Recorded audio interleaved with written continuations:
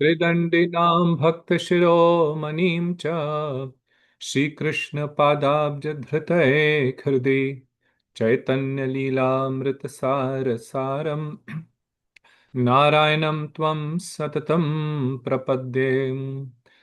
वाञ्छाकल्पतरुभ्यश्च कृपा सिन्धुभ्य एव च पतितानां पावनेभ्यो वैष्णवेभ्यो नमो नमः।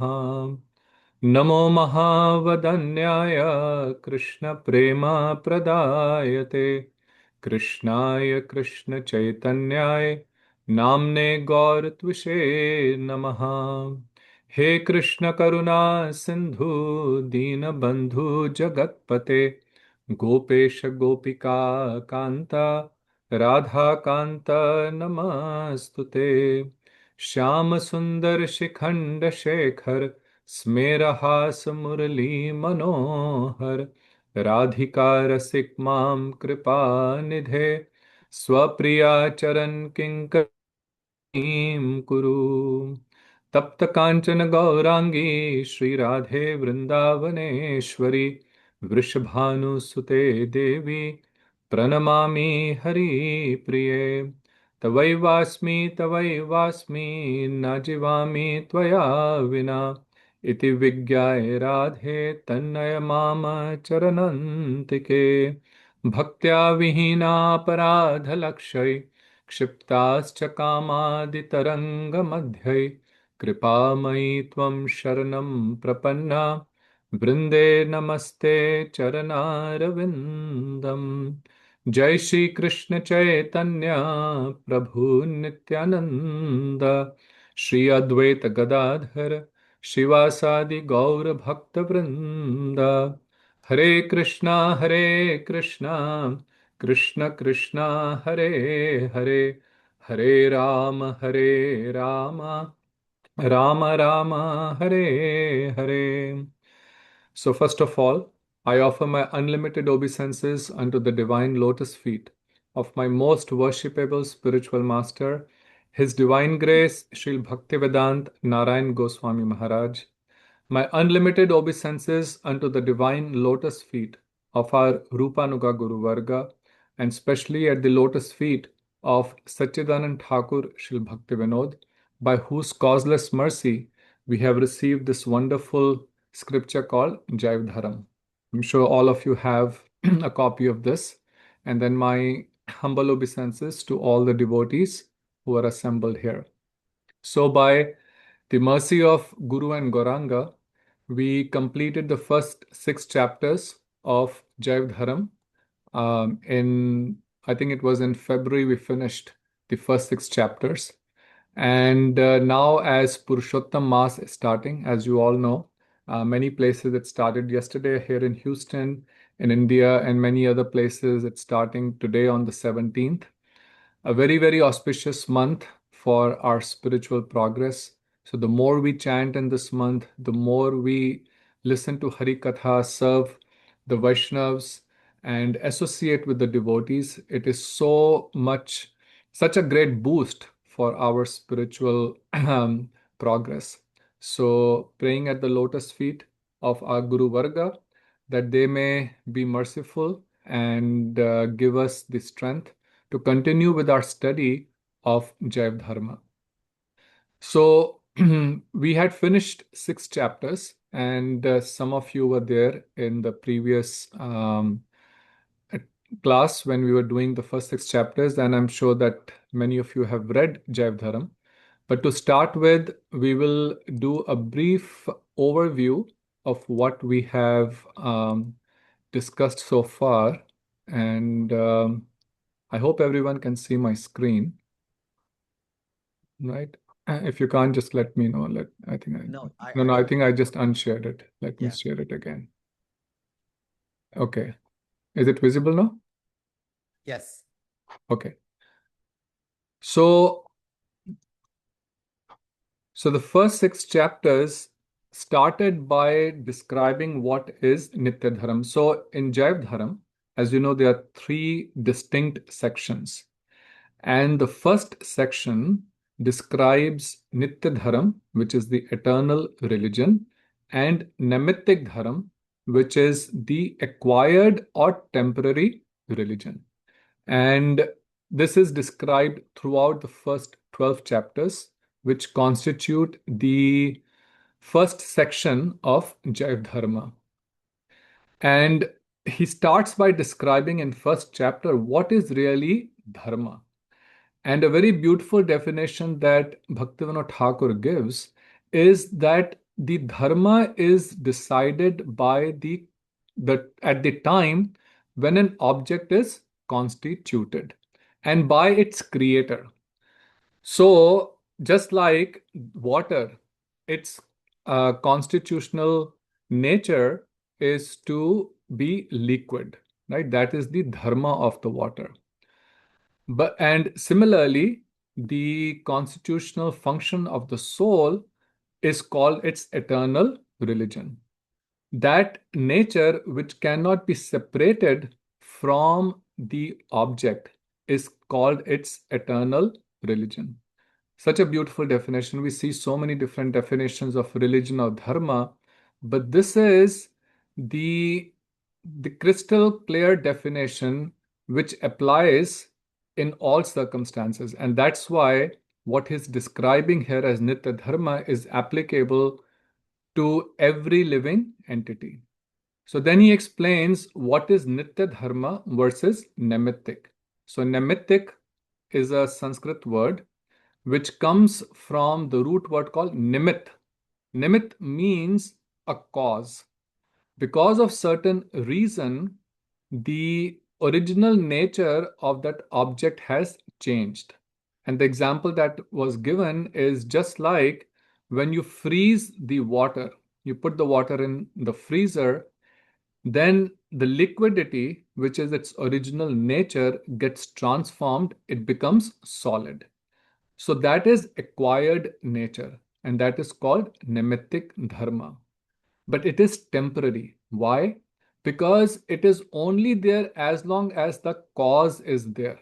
So when you take out ice from the refrigerator, from the freezer, put it outside for some time, it will again become liquid water. So once that cause is removed, then that object acquires its original nature. So that's the difference between eternal nature and temporary nature, or eternal religion and temporary religion. And then he explained that the soul is a spiritual identity. It is distinct from the gross material body. Even our mind is not spiritual, it is gross. And therefore, transcending the mind is also important for spiritual realization. We work under so much under the influence of the mind, and therefore, by the process of sadhan, cheto darpan marjanam, the first thing is to purify the mind. So the soul is a spiritual entity, and the nature of the soul is divine love or prem. So always rendering loving devotional service to Shri Krishna. That is how the soul was constituted in the first place. But the other worldly frameworks, or there are many places, concept of some spiritual devotion is there, but many times it is mixed with the mundane or body-centric affection for the pure spiritual reality. So in the first chapter, he established what is eternal and what is the temporary dharma of the jiva. As we go along, if anyone has any questions, you can put it in the chat, or you can unmute and ask your question. Okay. So then we went to the uh, next chapter, and the next chapter was called that the Nitya Dharma, and these words, I think all of you by this time know Nitya means eternal. So Nitya Dharma of the Jiva is pure and eternal. And this is where he described that the Vaishnav Dharma, which in the next chapter he will say it is same as the Nitya Dharma, it is described in Srimad Bhagavatam, and it is true and absolute, meaning that it is applicable to all living entities. Then he described, the question was why there's so many different dharmas, so many different religions. If you Google it, you will see there are close to about 10,000 religions prevalent in the world. And we are talking only of this world, right? In the universe, there's so many other universes, so many different religions must be there. So then he described that all these different religions can be categorized into three different categories. So the first one is called Nitya, eternal, the Nemitic, which we were discussing, and Anitya, which is completely mundane or temporary.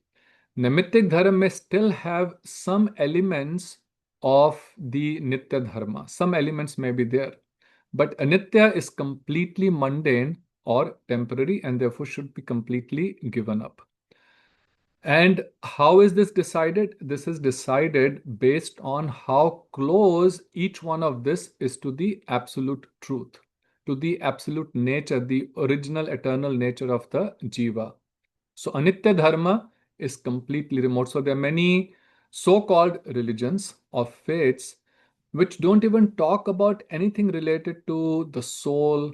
Everything is so much focused on just making your material life better and more comfortable. And all the rituals are only focused on that. So that is called Anitya Dharma. And then he explained the transcendental form of the soul, which everyone knows, Jiva Swarup Hoy, Krishna Nityadas. It is the eternal servant of Shri Krishna. And in our original state, we are rendering loving devotional service to the Lord. And then finally, in the second chapter, also talked about mukti and bhukti. So mukti means impersonal liberation, and bhukti means enjoying the senses, all kind of different material pleasures. So Nitya Dharma has nothing to do with either of this, either mukti or bhukti. Most of the other religions are mostly focused on mukti and bhukti. So the Nitya Dharma is transcendental to both of this. So this is what he had described in the second chapter. Then in the third chapter,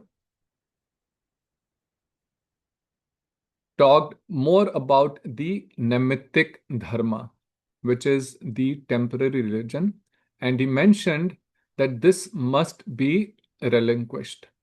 So there's a question from Atma Vidya Didi that does devil worship fall in this category?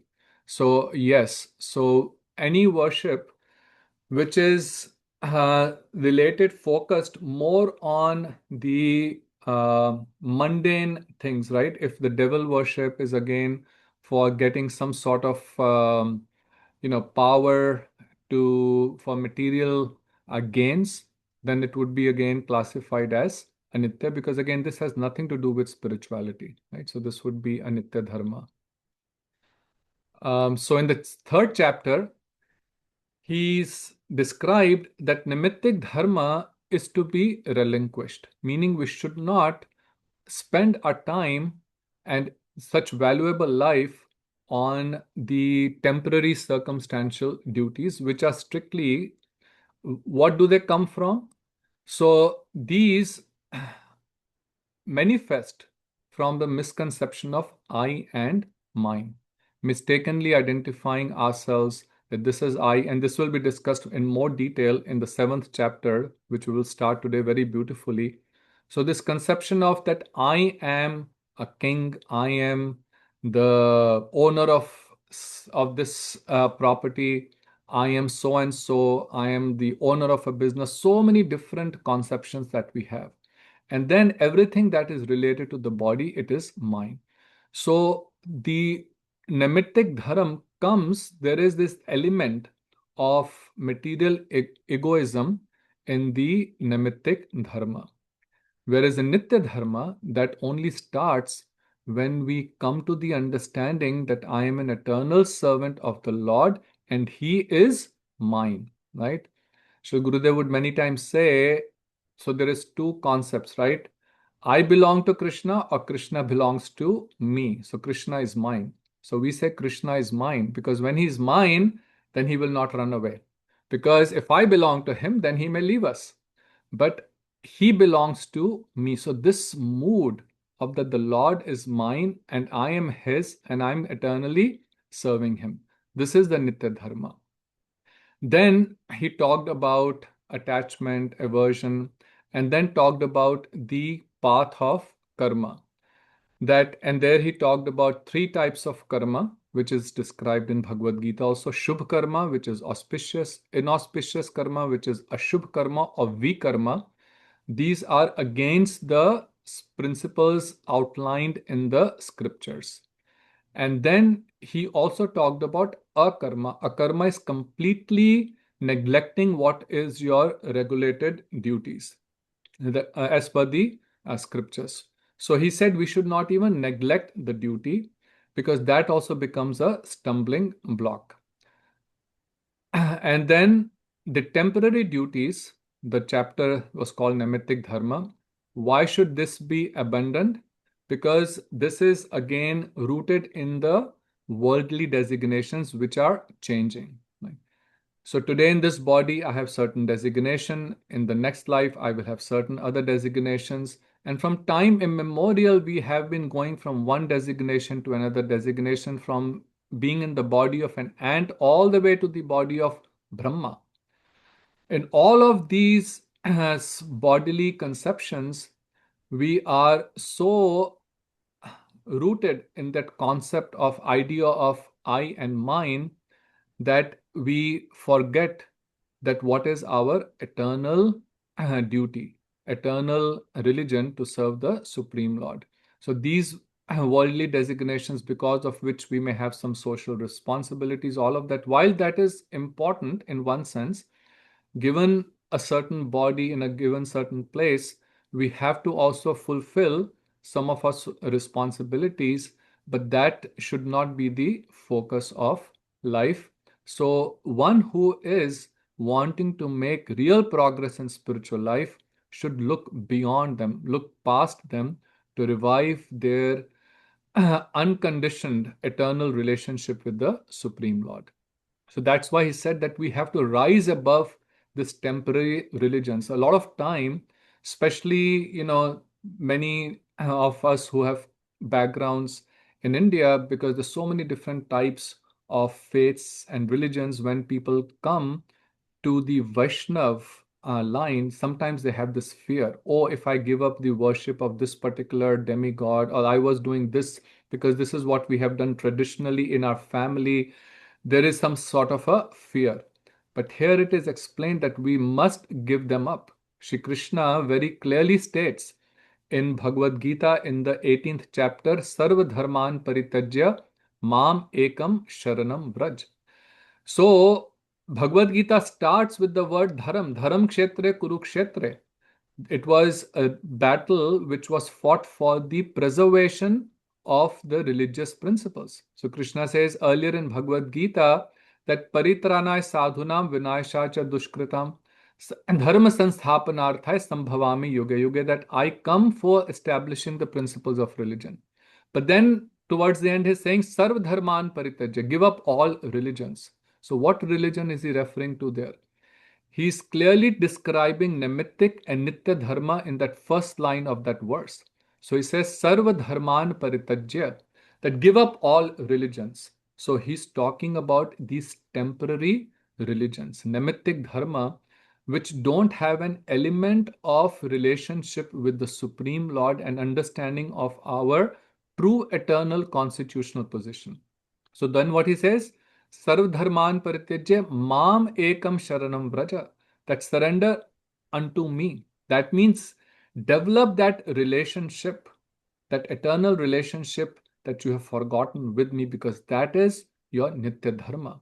And he says, doing this, aham tvam sarva papebhya mokshashami ma shuchah. Don't be fearful that if I give up those rituals that I was doing before, or some family practice, or some other thing that I was following before, there will be some sort of a sinful reaction. He says, no, there would not be any sinful reaction, because all of those religions are temporary to begin with. Okay. So this is what was in the third chapter. Then we go to the fourth chapter, And in the fourth chapter, okay, sorry. So fourth chapter, he explained that Vaishnav Dharam is in fact Nitya Dharam. They are synonyms, right? So Vaishnav Dharam or the Gaudiya Vaishnav tradition is not some new creation, right? It is not something that Chaitanya Mahaprabhu manifested in about 500 years ago. No, it is nothing new. This is the eternal religion. It is also called Sanatan Dharma. Another word for Nitya means Sanatan. It is eternal. It has been always existing. Why? Because it has been there from the time the Jiva was manifested, because it's its true nature. So then he explains what is a true Vaishnav, right? A Vaishnav uh, is based on their relationship with the Supreme Lord. And it is completely independent of what social realm, what religious designation, what community, what caste, what race, what age, what gender. It has nothing to do with all of this. And therefore, it is applicable to everyone. And then he talks about that these different practices. So there was, if you're there, with all these chapters is a beautiful storyline. Chapter one starts with this sannyasi Mahashay, who's a impersonal sannyasi, he coming to Premdas Babaji, right? So like this, there are many, many different storylines in the first six chapters. So in here, there was a question that the Gayatri mantras that the Brahmins chant, the Sandhya Vandan, that they do different practices, what are those eternal, or are those they have some limitations? So he explained that those are termed nitya in a figurative sense. Upchar means in a it's not necessarily nitya, but it's more in a figurative sense. They are understood to be just temporary stepping stones. So what the activities some of the Brahmins do, they help purify oneself, but if they do not lead to the Nitya Dharma, if they do not develop the love for the Supreme, then as Srimad Bhagavatam says, Shram eva hi kevalam, it is useless labor. So the goal of all of these practices is that love for the Supreme Lord should develop in our heart, because that is the ultimate goal. Ultimate goal is Krishna Prem. All of these are stepping stones. And he had explained, we discussed this in great detail, that Karam Yoga, Gyan Yoga, and Bhakti Yoga. So these are like different stepping stones, but Bhakti is supremely independent. One can directly go to Bhakti. But since many people are so accustomed to doing fruitive actions, so therefore in Krishna and Gita also describes, start from there and then get to the point of Nishkam Karma. Then as one becomes some purified, then into Gyan and then into Bhakti. But if the goal is not Krishna Prem, then everything else that is done, that is useless labor. So in spiritual life, understanding the goal and fixing the goal is very, very critical. Shri Gurudev will give a lot of emphasis on this point, that first we should know where we are going. Because once that thing is defined, once we are clear about what I want to achieve, then the path, the right path will also become clear, right? If we are not sure what I want to achieve, then of course the path that you take will also be not very clear, right? So if when I leave from home, if I don't know which destination I have to go to, I can start driving, but where would I end up being? I don't even know where I want to go, right? So therefore, the goal should be very clear, and this is throughout our spiritual life. That thing should stay in the front of us. That so many obstacles will come, so many distractions will come, so many problems will come. But if we are laser focused on that, my goal is Krishna Prem, Vishuddha Krishna Prem, then certainly it will manifest. And therefore, he cautioned also about danger of mukti and bhukti. So that if we start pursuing, many times, and a lot of times, this is what happens, majority of the time, when people follow any religious path, it is either for material gain or some sort of an impersonal liberation. So these one must be very careful about, because bhukti mukti siddhi kami sakale ashant. In Chaitanya Charitamrita also says that those who are aspiring for bhukti, mukti, and different kind of mystical achievements, siddhis, sakale ashant. Krishna bhakta nishkam ataiv ashant. But those who are devotees of Krishna, they are nishkam, they don't have any material desires, therefore they are completely peaceful. So, therefore, he says that the living entity, the jiva, must break free from the clutches of mukti and bhukti to successfully practice pure devotion. Actually, in Chaitanya Charitamrita, this desire for mukti and bhukti is called like peshachini, like a witch. So one should be very careful not to get distracted by these things. Okay. Many times when one practices spiritual life also, someone may get a lot of material gains. It may come, but one has to be very, very careful. So that is on the chapter, then chapter 5th. And here he described another very important aspect, that Vaidhi Bhakti. So there were two types of bhakti, as most of you know. Vaidhi Bhakti, which is following the principles out of fear of, if I don't do these rules and regulations, then there will be some sort of an sin or offense. And then there is Raganuga, where one renders or engages in various devotional practices simply out of spontaneous love, not out of any fear of scriptural injunctions. So it is not that in Raganuga Bhakti one does not follow the scriptural principles, but he performs all of them simply out of spontaneous love. Nobody has to force him to do it. But then he also says that Vaidhi Bhakti, the limbs of Vaidhi Bhakti are also eternal. They are not nemitic. So what are those limbs? Shravanam, Kirtanam, Vishnu Smaranam. So all of these different limbs of bhakti which one practices in even regulative bhakti or Vaidhi Bhakti, and this is not temporary.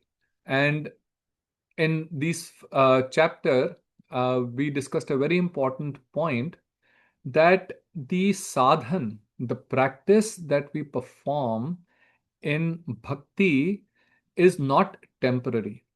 It is also an eternal activity, because we do not cease to perform these activities when we attain our pure constitutional position, or what is called Vastu Siddhi. So, when we become completely free from the material entanglement, and one day that will happen when we will go to the spiritual abode of the Lord.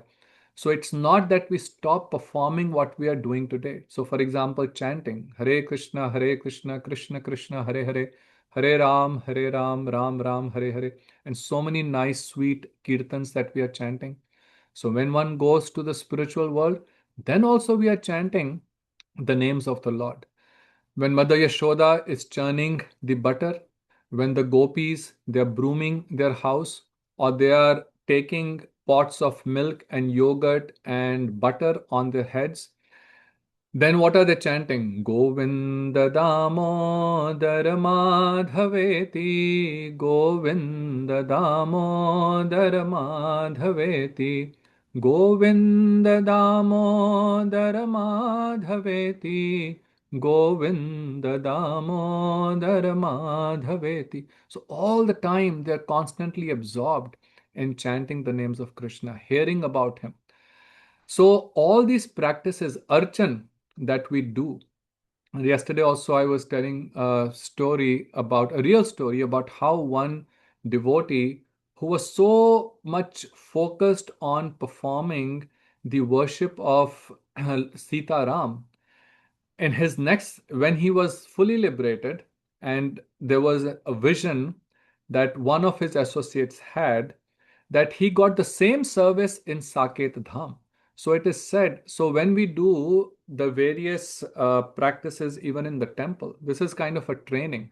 So the attraction for a particular service that we develop in this life, mamatva, that is maybe our inclination to do that service in the spiritual world. So all the activities that we are doing related to bhakti, they are eternal. So Vaidhi bhakti is also nitya because all the limbs, all those practices are nitya, they are not temporary. This is different from the other nemitic dharma or temporary religions.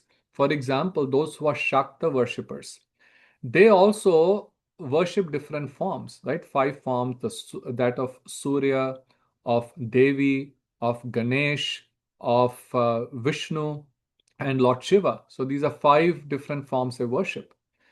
But when they are worshipping, or when they also chant, and they are also doing deity worship, but what is their idea? Their idea is that I am impersonal and I want to merge in that impersonal effulgence. But to get to that point, I need to focus. And to focus, having some form is very beneficial.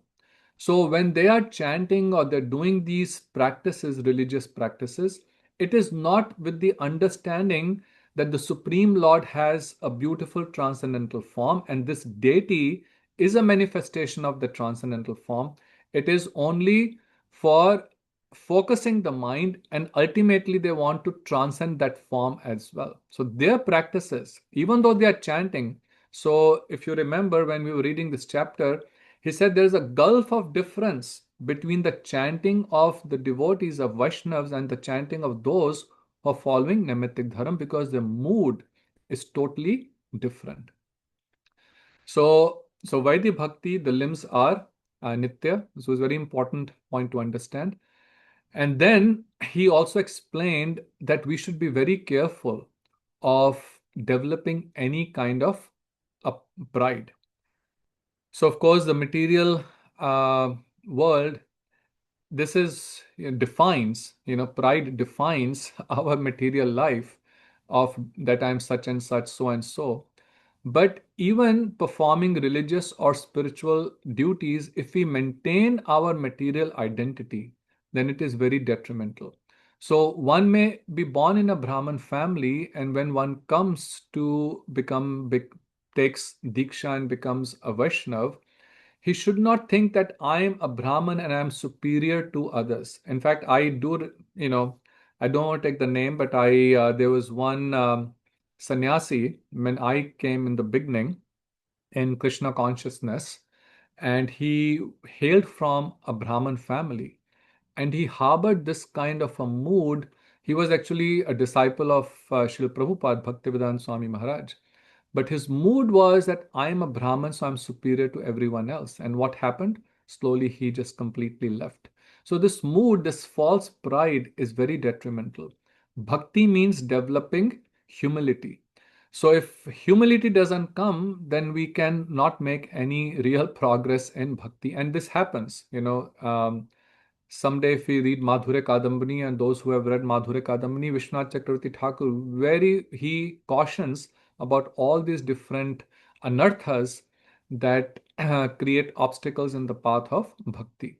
So similarly, mystic powers, they are also obstacles. So attaining siddhis through yoga system, all of these and have nothing to do. They are very enchanting, right? A lot of times you will see there are so-called religions where they will talk about, attaining certain sort of siddhi, and their gurus also perform some mystical things, wave their hand, and gold comes in their hand, or some ashes come in their hand, and they will, smear on someone, and their disease goes away. Very attractive and enchanting, but being very careful if one wants to attain pure love, because these things again have nothing to do. They're only trying to take care of this temporary material body, have nothing to do with the soul. So among all these distractions, that this Srila Bhaktivinoda Thakur says that one should be steadfast in guarding our internal bhajan. We should be very careful about it.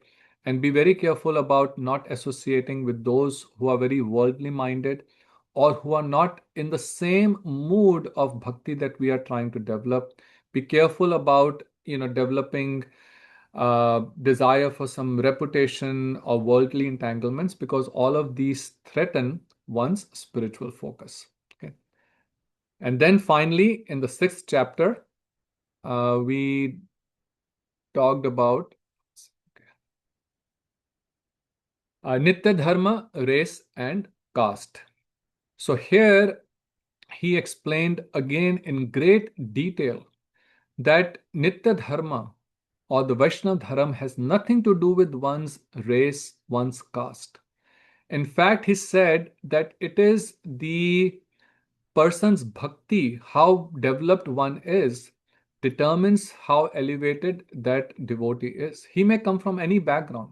One may be from a Brahman background, but if he is not a devotee, if he does not really have any real love and affection for the Lord, and then there is another person who is actually from a Chandal family, right? One who dog eaters, but he is full of love for the Lord, practices the limbs of devotional service with great humility, then that person is much superior to that so called Brahman who's very proud of his Brahminical birth. And so many different verses were quoted from Srimad Bhagavatam and other scriptures to substantiate this point.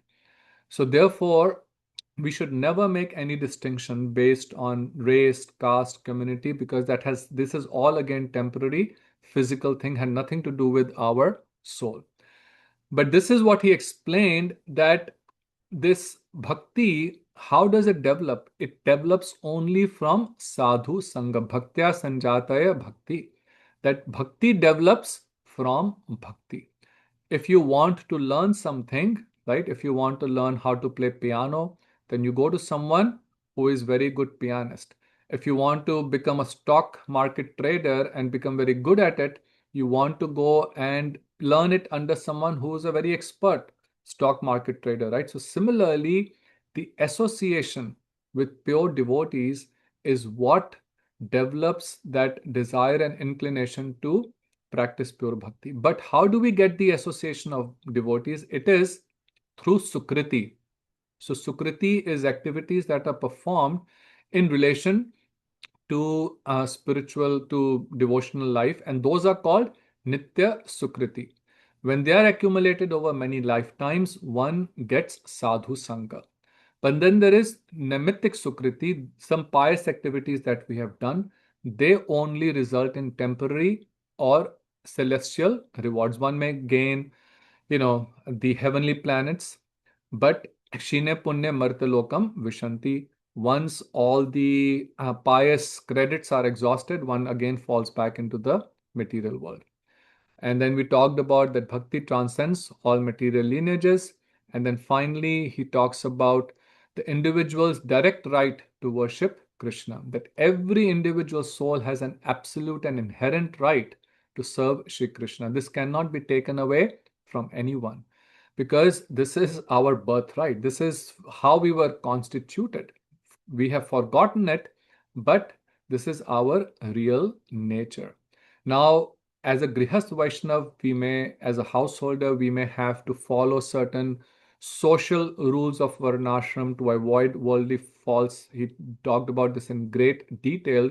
But those who are non attached Vaishnavas, means who have risen above all these social things, which typically is how our Gaudiya Vaishnav communities are structured, then they are completely independent of such conventions.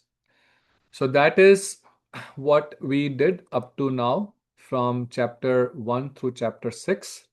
So if anyone has any question, we can discuss. Otherwise, we'll start the 7th chapter today. Okay, so we'll start the 7th chapter. And again, if anyone, as we go through, if anyone has any questions, please feel free to ask. So the last couple of chapters, we were discussing the story of Lahari Mahashay, who was from Shantipur, where Advaita Acharya ji appeared. Now the story shifts to another place in this whole area, which is called Saptagram. And this Saptagram is on the banks of river Saraswati. And why it has been famous for years? Because there are many, many dwellers there who have goldsmiths, many countless goldsmiths. That's they live there and they make gold jewelry. And this place is especially famous because of a great devotee whose name was Udharan Datta Thakur. He was an associate of Nityanand Prabhu. He was a householder. He was also a goldsmith and a very wealthy householder. When Nityanand Prabhu came to Saptagram, then he opened his house and with all his wealth, he served the Lord and his mission. So Nityanand Prabhu will routinely come and stay at the home of Udharan Datt Thakur. There were many other Brahmins in that place, but Nityanand Prabhu would not go and stay or accept service from them because of their pride of being born in a Brahminical family, but not actually following the limbs of pure bhakti. So this is Lord Nityananda and same Chaitanya Mahaprabhu, by their own example, they showed that they went and embraced everyone. They did not distinguish between whether someone was from a lower caste or a higher caste, was someone rich or poor. They embraced everyone who came to them and surrendered at their lotus feet. So Udharan Dutt Thakur, he preached widely, and that's why he's called Uddharan. So in Sanskrit, Uddhar means to deliver. So by his extensive preaching, by his surrendered service to the lotus feet of Lord Nityananda, he helped bring so many to the fold of Mahaprabhu's line. He in the spiritual, according to Gaur Ganodesh Deepika, he in the spiritual world is the cowherd friend called Subahu. So this is a place of Udharan Dutt Thakur. And from that time onwards, these families of goldsmiths were very much engaged in Harinam Sankirtan. They would regularly get together and they would chant the holy name. They will read from various Gaudiya scriptures. But there was one person there whose name was Chandidas, but he would not come and participate in these Sankirtans. You know why? Because he was fearful that if I go, then I may have to make some donation. And for that reason, he would also not invite any devotees to his house. So many times it does happen. Gurudev, I was just recently listening to one of Shri Gurudev's lecture, and Gurudev was jokingly saying that, there are people who have guards sitting at their doors. They give them instructions. Oh, anyone who has come to sell something nice, luxurious items, they can come inside. Someone who is a dear friend can come inside. But if a Vaishnav comes, a devotee comes, don't let them come inside our house. Because why? If they come, then we will have to do some service and we have to give some money. So this is unfortunate. Some people do think like that. And this person was like that. So he was such a kripan. Kripan means miser. And by his miserly nature, not spending money neither on the devotees or serving others or on himself, he had accumulated a lot of wealth. His wife's name was Damayanti. Srila Bhaktivinoda Thakur says that his wife Damayanti had adopted the same mood and did not extend even the least hospitality to Vaishnav or other guests. Very important point to understand that within a family, now of course we may don't see this a lot, but in a traditional, and we have seen as we were growing up, that the head of the family, who typically is the father or the husband, right? So the main person of the family, he sets the trend, right? What we are going to do, and whatever examples he sets, the rest everyone follows that. Krishna says in Bhagavad Gita in the third chapter, Yat Yat Acharati Shrestha Tat Tat Ev Itraha Janaha Sahayat Pramanam Kurute Lokaha Tat Anuvartate.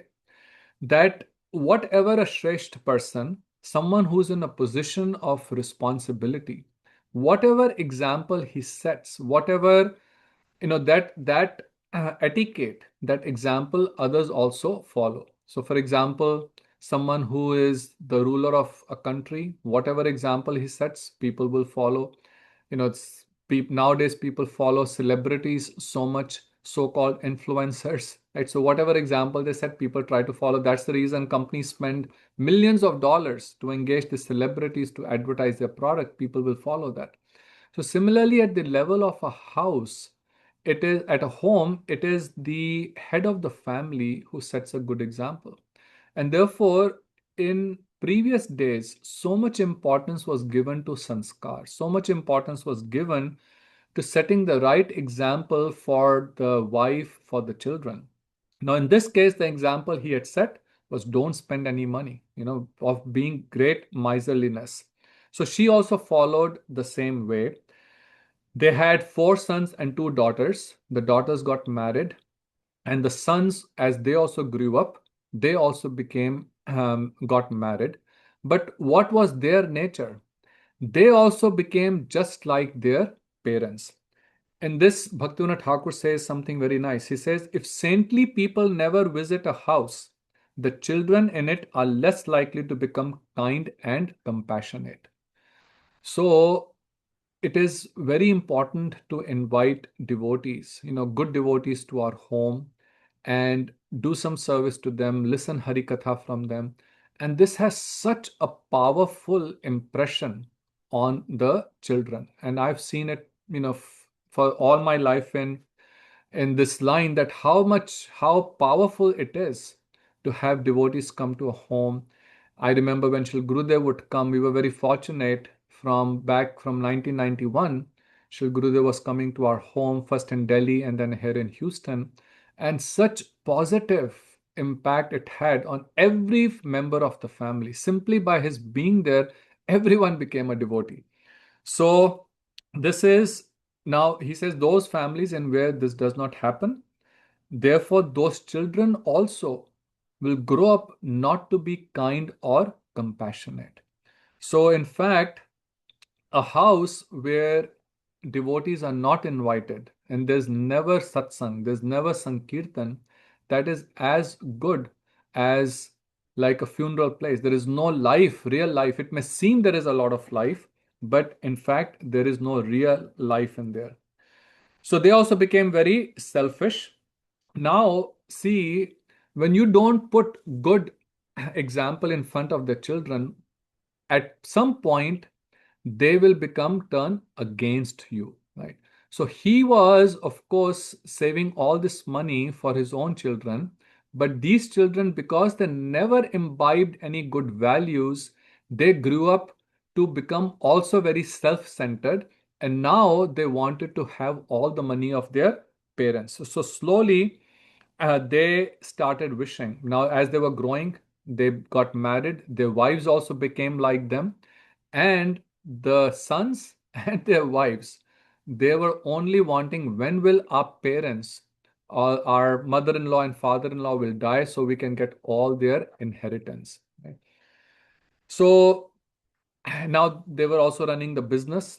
Now, when Chandidas saw this, he was very disturbed, right? He was, thinking, all my life I only saved money for my children, and now when we are old and I can't go and take care of my business, or I can't take care of our physical needs, our children are not taking care of us.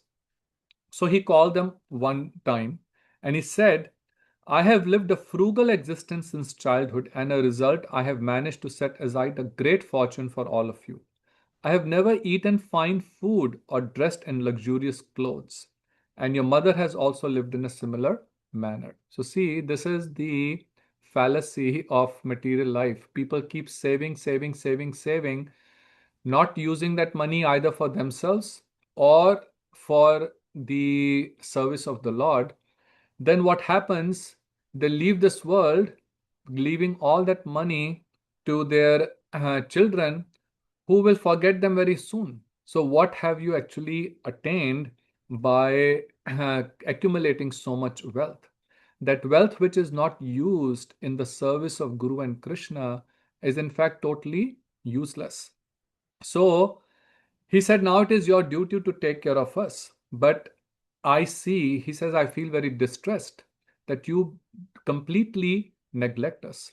So then um he thought that how should I have them take care of us? So he said, well, I still have some wealth that I have hidden. And only those of you who take care of me and your mother, I will give that wealth to that son or to that daughter-in-law. So, hearing this, now of course, all the four sons and their wives, when they came out, now they were thinking that, well, if we don't know to whom out of us he will give his wealth, and therefore, of course, they were all, parting in a party of the same crime. So they conspired and they said, well, we should somehow have them leave the house. And once they leave, we will go and dig inside their room, and then we'll find all that hidden health. So what did they plan? They went, the elder son, his name was Hari Charan. See, name was Hari Charan. Hari means Shri Krishna, Charan means lotus feet. But even though his name was Haricharan, his mood was totally opposite. So he went to his father, and with in a very fake humility, he said, "Well, dear father, you are getting older, and I think you have never traveled anywhere. You all your life you spent worked so hard trying to accumulate money. Why don't you go to Navadvip? Because we have heard that Navadvip is the best of all holy places. And if one goes to Navadvip, then one gets the results of visiting all the holy places, right? So, and that is true. So we also first go to Navadvip Dham. It is called Adarya Dham. That is the place of Mahaprabhu. And no offense is taken there. So much mercy is flowing in Navadvip Dham. And all the holy places are there in Navadvip. So if one goes to Navadvip, one doesn't has to go any place else. So he says, why don't you go there? And if you are not able to walk, so they were living in Saptagram, which is about roughly about 60 miles from Navadvip. So if you're not able to walk, we can hire a boat for you, and we will also engage a maidservant, a Vaishnavi, who will go along with you. So now, when this proposal was given to Chandidas and his wife, he started thinking, oh, because we threatened our children the other day that any one of you who doesn't behave with us nicely or doesn't take care of us, now they have come to their senses. So now they're giving us such a nice proposal. So let's go to Navadvip and see the holy places. But see how miserly they were. He had enough money to go in a bullock cart or go in a boat. But he said, no, we will just walk. We are not that old. So still the miserliness was not going. So they, along with one Vaishnavi, they started walking to Sridham Navadvip. And when they were in a place called Ambika Kalana. So this place, Ambika Kalana, is the place of Gauridas Pandit. So Gauridas Pandit was a great devotee, an associate of Sri Chaitanya Mahaprabhu. And this is for him, Mahaprabhu and Nityanand Prabhu manifested in deity form for Gauridas Pandit, because when Mahaprabhu was going to take sannyas, he came to visit Gauridas and he said, I cannot live without you. Then Mahaprabhu and Nityanand Prabhu manifested in the form of deities. So when we go on parikrama, we go to Ambika Kalana, very beautiful deities of Gaur Nitai here, which were worshipped by Gauridas Pandit. So when they were in this place, someone informed them that when you left your children, what did they do? they opened the lock of your door and then they took out all the wealth. So now, if you go back, they will not even let you re enter the house. So, hearing this, they were very heartbroken, but not so much heartbroken because their children, what they have done, but really because of the loss of their wealth. So much attachment to the wealth. They were not able to eat anything. But, anyways, they were consoled, and the Vaishnavi who was traveling with them, she said, don't be attached to your home. Come, you can take up the life of a Vaishnav ascetic. So, see, many times when our wealth is taken away, when these things happen, problems happen, and we feel that the Lord is so, um, the Lord is not merciful to us, why he has done this to me, why is God so cruel, why he has done this to me. But Krishna has his own ways. Sometimes we don't understand it. In Srimad Bhagavatam, there is a very beautiful verse which says, um, यस्य अहम अनुग्रहामि हरिष्य तद धनम शनहि ततो अधनम त्यजन्ति अस्य स्वजनः दुःखितम. This is in the 10th canto of Srimad Bhagavatam in chapter 88, that yasya aham anugrihami harisya tad dhanam shanahi, that if I'm very much favorable to someone, I slowly take away all his wealth. So here dhan not just means wealth in terms of money, dollars, it also the various attachments that we have, attachment to family, attachment to our home, attachment to other possessions, attachment to our position. So many times things happen in our life that these attachments, we get frustrated, there's so many problems come, and things that we were very attached to, it could be a relationship, they're taken away from us. This should be seen as a mercy of the Lord. Like you must have heard of Narad Rishi, right? Narad Rishi, when just 4 years old, his mother, when she passed away, he felt, oh, now the only attachment that I had is also taken away. Saw it as a mercy of the Lord. So they were, of course, grief stricken, but Krishna had a plan for them. So now, since they could not go back to their home and they were already in Navadvip, so this Vaishnavi suggested, why don't you just live here now? Live as ascetics, just beg some alms and then try to live here.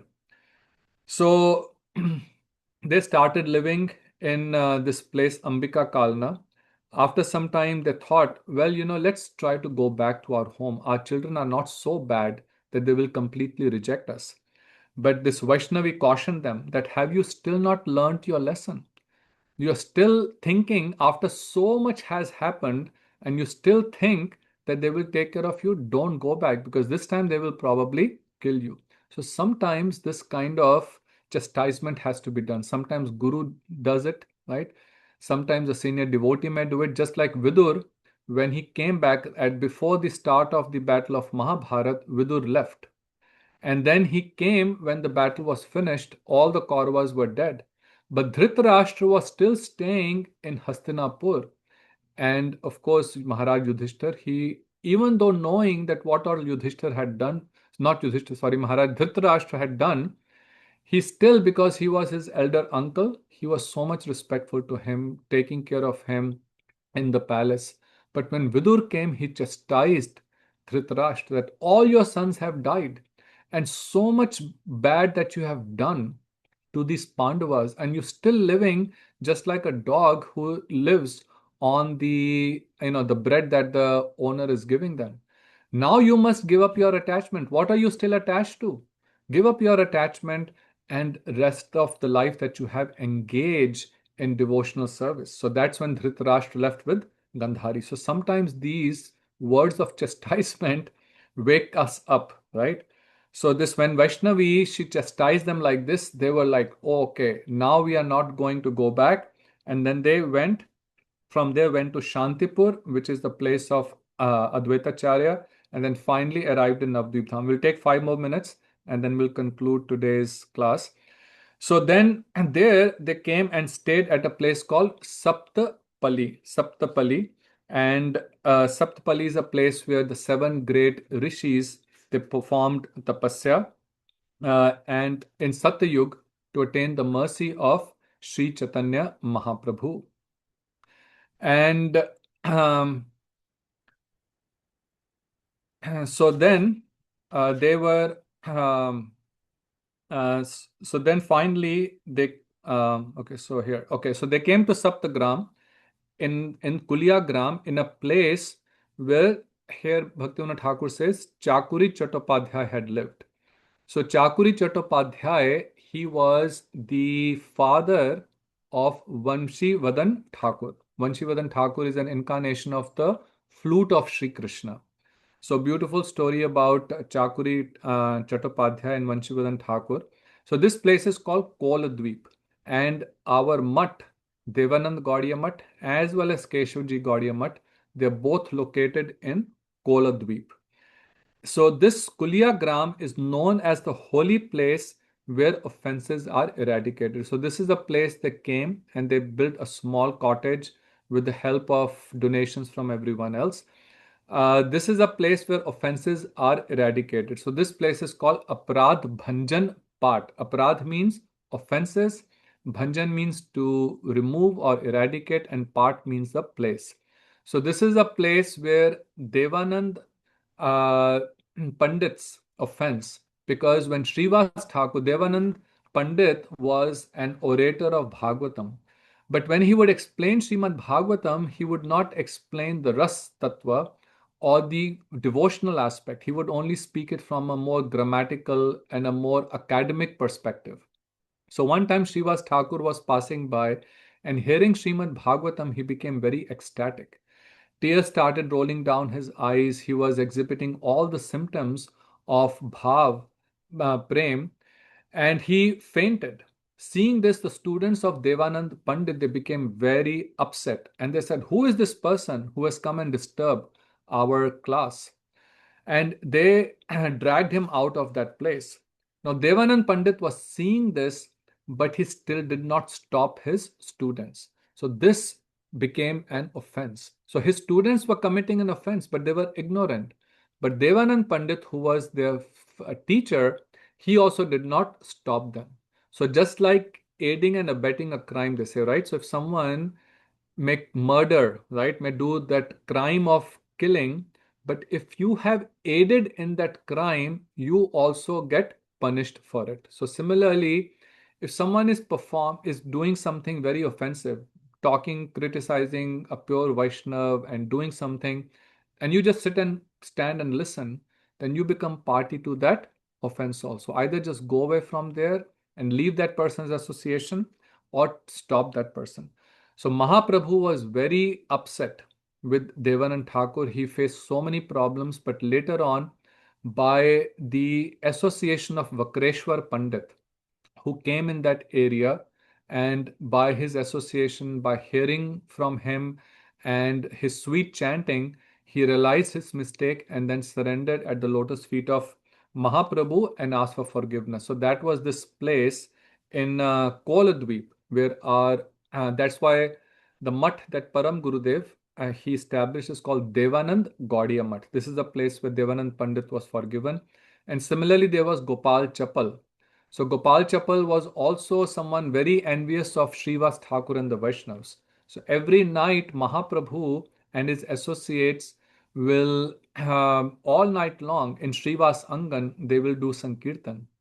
And this Gopal Chapal was so envious, he one time brought all the different paraphernalia that is used for the worship of Kali, like wine, hibiscus flowers, vermilion, and turmeric, and put outside the door of Srivas Thakur's home, so that next day he would bring all the people of the town and say, "Oh, he's not someone who's doing Sankirtan, he's actually doing Devi worship." So when Srivas Thakur he saw this, he was not upset. He was actually very happy. Oh, there is someone who's criticizing me, because when you have people around you who criticize you, that makes you very humble. So he was not upset at all. But because of this offense, Gopal Chapal, he got leprosy, very bad sores and worms coming out of it. So he realized his mistake, went to Mahaprabhu, asked for forgiveness. And Mahaprabhu said, you have to go to that person against whom you have committed offense. So go and ask forgiveness from Srivas Thakur. Srivas Thakur also at this place forgave Gopal Chapal. So this is the place called Aprad Bhanjan Pat, and that's where they made their house. And he opened a small store, and now they started making some money. So he said to his wife that we took birth in a merchant family because of many previous offenses, and due to our defective birth, we became misers and never rendered any service to guests or to Vaishnavas. So he said, because of what we have done in our previous lives, we got a birth where I was so miserly. I never respected the Vaishnavas, never did anything for anyone. But now he said, I will open a small store, and whatever income I make, we will make sure that we serve someone daily. And that's what they started doing, that by whatever little income he will make, from that income he would feed himself and his wife, and every single day at least one devotee, one guest, they will also feed. So see, it is does not matter how much money you have. You may have a lot, but if your mood is not of service, then even that millions is not uh, is meaningless, right? But if one may not even have a lot of wealth, but if the mood is to serve, even from that little that you have, you can serve Guru and Vaishnavas.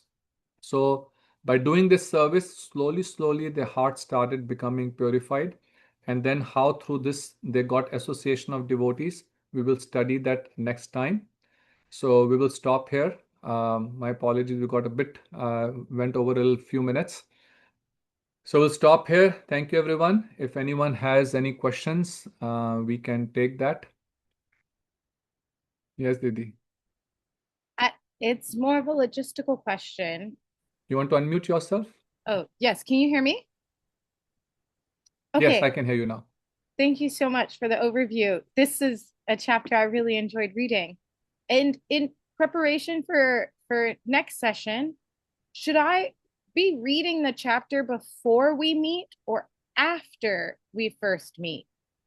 It's a great question. I think both would be helpful. If you read before, that way, you would know what questions to ask as we go through the chapter. And I think, uh, if reading before and going through the class, it makes everything clear, that's great. Otherwise, reading it up afterwards is always helpful.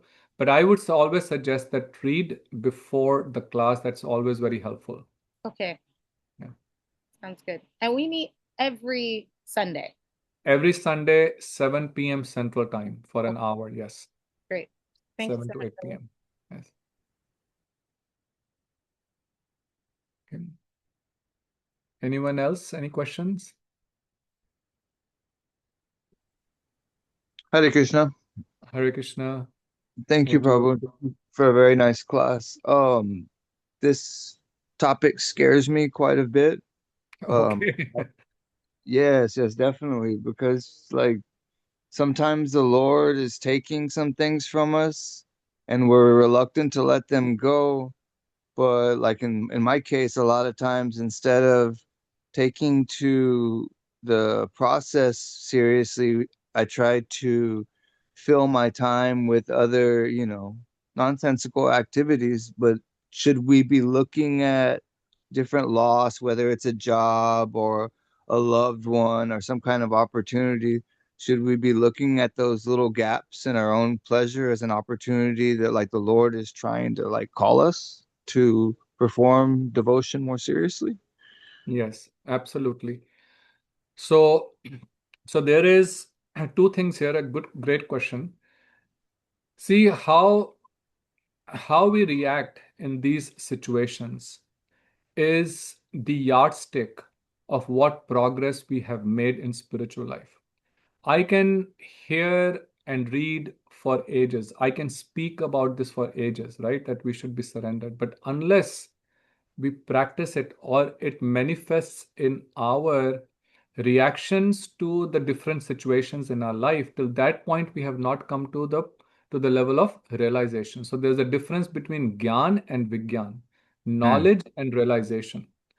So when these situations happen, right, loss of job, loss of a loved one, all these things, how do we react? What is the status state of our mind in that situation is what determines how advanced we have become. Now, in the beginning stages, yes, it is natural to become very distressed, right? It is natural.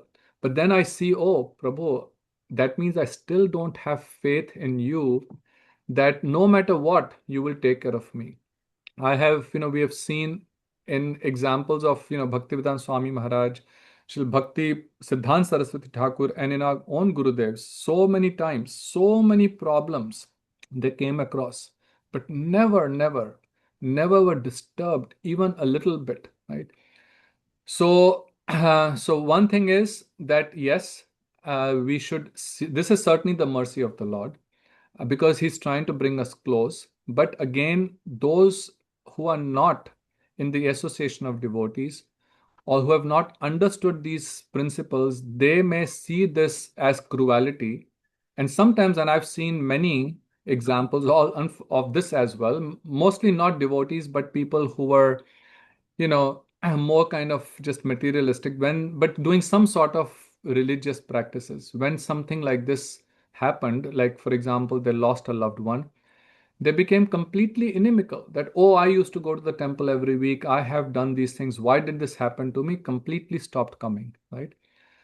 But this is where one has to understand. In Srimad Bhagavatam, there's a verse, and Gurudev would say that this is a verse that we should tie it as a knot and keep it with us. Tatte anukampam susamikshamana bhunjan evatma kritam vipakam hritvak vapubhi vidadan namaste jivet yumukti padesa daibhak. So he says tatte anukampam susamikshamana. He says that those who take whatever is happening in their life, tatte bhunjan evatma kritam vipakam, tatte anukampam. Anukampam means mercy, that those who are intelligent, those who understand, when if they accept everything that is happening in their life as a mercy of the Lord, and they understand that this is only because of my previous sins or offenses, right? And with Hritvak Vapubhi Vidadan Namaste, with their heart, with their mind, and with their words, Hritvak Vapubhi, with their body, constantly pay obeisances to the Lord, meaning continue to render devotional service. He says they become recipients, they become eligible to receive the mercy of the Lord. Because see, we have to go through tests, right, Angel Prabhu? So we have to go through some testing. How do we know that, yes, I am actually realizing what I am reading, like Prahlad? So we have to come to the stage of Prahlad. It may not happen in one lifetime. It may happen. It all depends on how much faith we have. But this is where the difference of those who are completely situated in bhakti and those of us who are still aspiring, still in the initial stages. Prahlad was not even for a moment when his own father was trying to kill him. For not even a second, he developed, what to talk of developing any bad feelings for the Lord. Though, Lord, I have been doing your worship for so long, for 60,000 years, I was hearing your Harikatha. Why is this happening to me? No, he did not even became inimical to his own father. He harbored no bad feelings for his father. So this is a very, very elevated state. This is what our goal is. We are not at that stage. But yes, we should see all of these problems that happen in life as a result of our own misdeeds in the past, and then secondly as a mercy of the Lord. Then we will have the strength to deal with them, and with time things will improve. Okay, one just last little bit of this question, because you Mhm. said that some like the way that we react to something or maybe handling it, because some like with myself, I'm noticing that outwardly, like say something happens that I find disagreeable. I might not react like yelling at somebody or obviously like not, striking somebody, but internally my mind is still playing some negative commentary.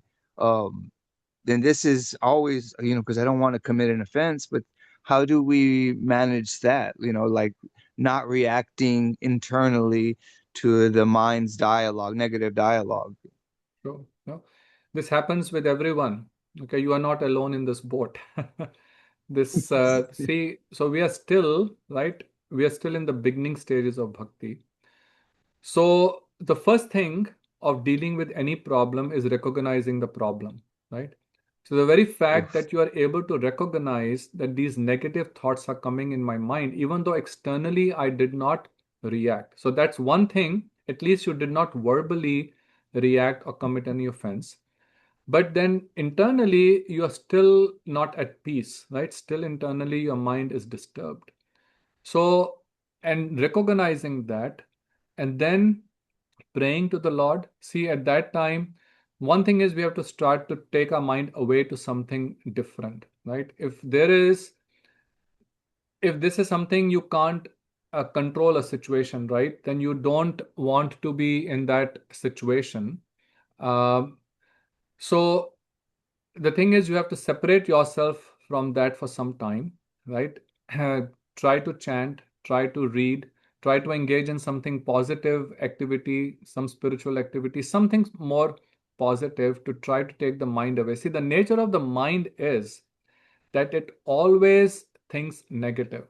In fact, even medically, 80% of the thoughts that come to the mind are negative, right? Oh my God. So this is the nature of the mind because it is through the mind that Maya is trying to control us, right? So the more, and this is the power of chanting, the more we chant in a mood of surrender, then Cheto Darpan Marjanam, the mind will start becoming clear. And then you will start seeing yourself separate from the mind. Right now, we are not able to distinguish ourselves from our own mind, right?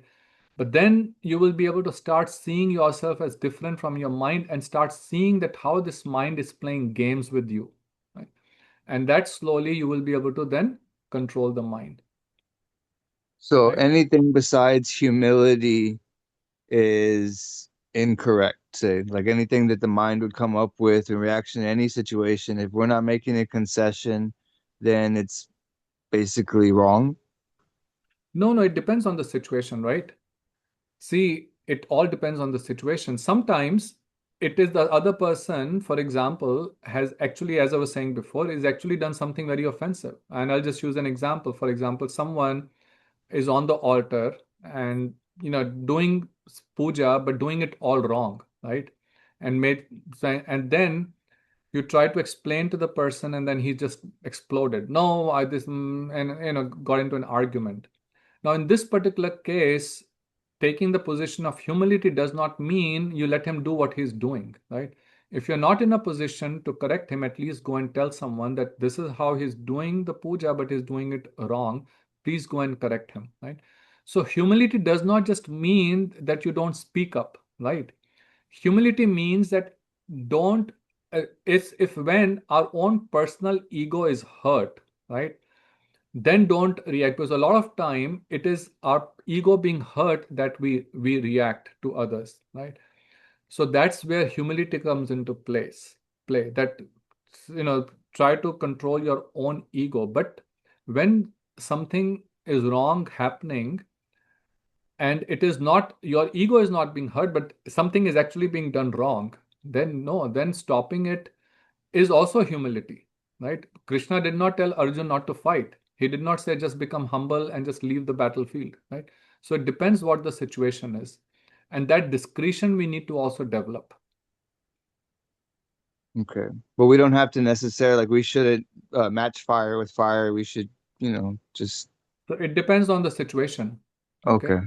So if someone is like our Gurudev will say, and I've seen with Gurudev, same with Param Gurudev, so humble, so humble. Someone criticizing them, they will just accept it with folded hands. But if someone said anything wrong about our Guru Parampara, something wrong about Mm, Mahaprabhu, something against Krishna, they will become fierce like lions, sure. literally fierce like lions, and cut their arguments. So humility is again, you know, only see, again, the point here is if it's your own ego being hurt, then yes, try to be humble, right? But if it is the Lord, the Parampara, the Guru Varga, someone is criticizing them, then you just don't stay quiet. That's not humility. Okay. Okay. Okay. Very nice. Okay. Thank you, Vivi. Anyone else? Okay. Well, thank you, everyone. Thanks for joining. And we'll meet next Sunday. But otherwise, if anyone has questions during the week, please feel free to send them through WhatsApp. Okay. Hare Krishna, Gaur Premanande, Hari Hari Hari Bol, Hari Jai Bol. Jai Shri Radhe, Jai Jai Shri Radhe, Shri Gurudev Ki Jai. Jai.